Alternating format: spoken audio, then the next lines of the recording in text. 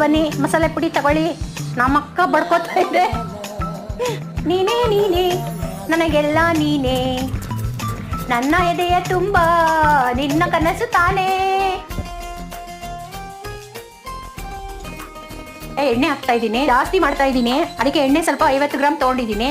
ಸಾಸಿವೆ ಹಾಕ್ತಾ ಇದ್ದೀನಿ, ಕಡಲೆಬೀಜ, ಕಡಲೆಬೇಳೆ, ಉದ್ದಿನಬೇಳೆ, ಒಂದು ಒಣಮೆಣಸಿನ್ಕಾಯಿ ಒಂದು 3 ತೊಗೊಂಡಿದ್ದೀನಿ. ಸ್ವಲ್ಪ ಜೀರಿಗೆ ಇದೆ. ಬೆಳ್ಳುಳ್ಳಿ ಹಾಕ್ತಾ ಇದ್ದೀನಿ, ಈರುಳ್ಳಿ ಮೆಣಸಿನ್ಕಾಯಿ ಹಾಕ್ತಾ ಇದ್ದೀನಿ, ಉಪ್ಪು ಹಾಕೋತಾ ಇದ್ದೀನಿ.